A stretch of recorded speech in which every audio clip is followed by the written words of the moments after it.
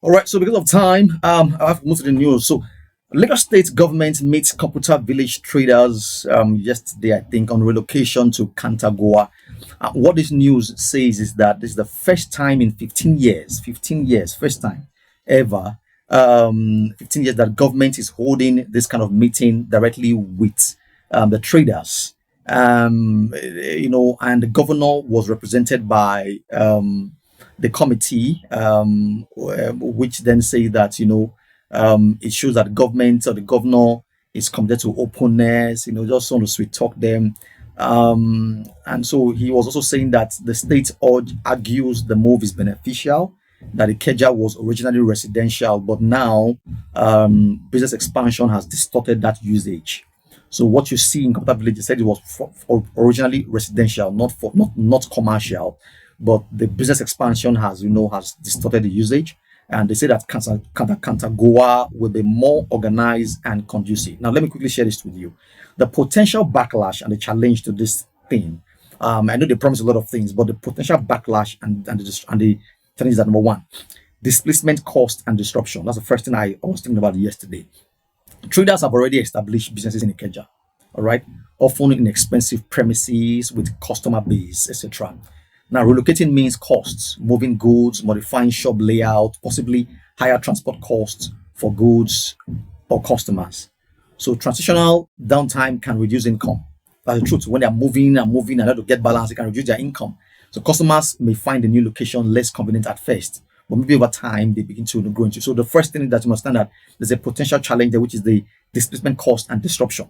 That's the first one. Second one, for moving these people, I'm not saying why they should not be moved, but let all traders get ready, prepare their mind that this might happen. So the second thing that I analyzed yesterday was that there might be an infrastructural readiness. That's infrastructural readiness, I mean to say. Now, if Kantagoa is not fully developed, but they promise that there will be roads, there will be banks, there will be power, there will be this and that, also. That's what the government is promising. All right. If Kantagoa is not fully developed, all right, fully developed, fully built with power, with good roads, with security, connectivity. If it's not developed before relocation, traders may suffer. Traders may suffer big time now because a lot of things will happen, and so the contractor must finish. There must be full completion before they move. That is infrastructure readiness. Because we see time where we will go, we say just enter first. We are doing it. We are going on. The government must make it fully ready and fully completed. The third thing I was thinking about was the compensation for earlier investment. While Lagos State is prepared to move computer village traders into Kantagoa, they may be thinking of compensation for earlier investment. This means that some traders or prospective occupants may have paid in advance for things like forms, like deposits. Now, if there is poor communication or no refund, conflicts can arise. All right, so they may have paid advance. I know Computer Village is a massive place. It's a village indeed. And so if people have paid and there's now some lack of transparency, there might be a lot of issues. So government should put that into consideration.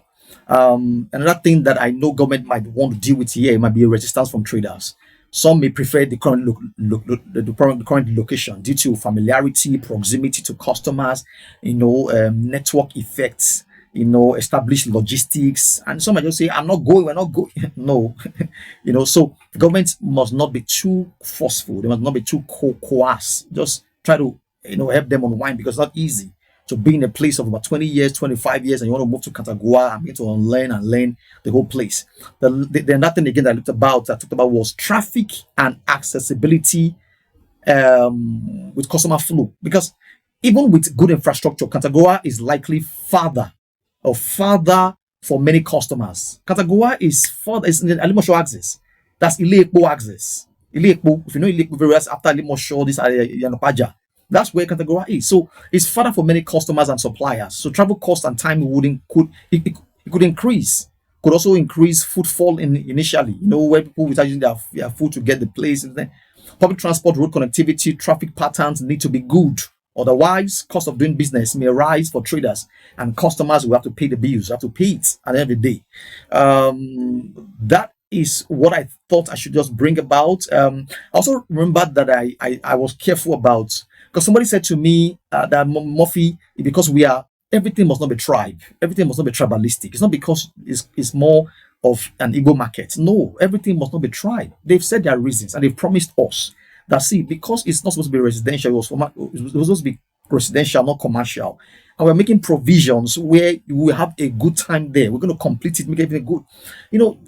Everything and also for drainage purposes. Everything is not tribal. Please, Nigerians. All right, because it's an Igbo populated more of an Igbo market does not mean that the Lagos State government hates the. No. Let's just hold them to account what they want to deliver, and we would know what to do from there. All right. Potential legal and policy issues may also be a problem that government may also have in place. How about zoning, lease agreement, permit approvals? Who would do the zoning? Hope you not say you are giving 20 slots to this tribe and 10 slots to this tribe. That could be a problem also. So please don't fall my hand, because I've defended the government right now for what they do. All right, so you have to be very careful in that war. I think the last one I thought about was the loss of identity and customer loyalty. Computer Village has a brand identity tied to Ikeja. When you say Computer Village, it's all over. It's almost known all over the world. It's Ikeja. Some customers may not want to or cannot move to the new site.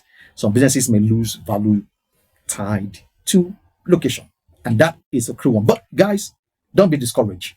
We will get to that in no time when we get to that bridge. But the benefits that you must understand is that you have a better infrastructure, better organized.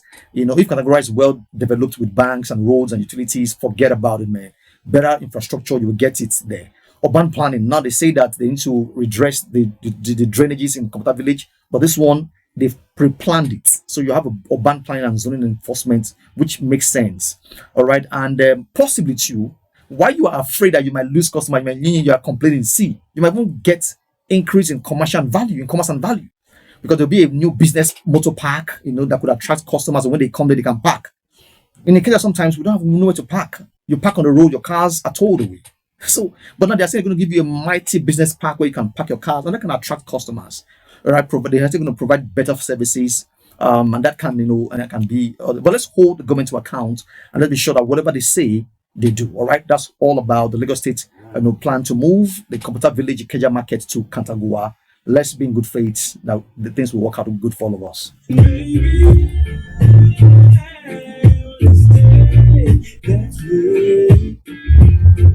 That's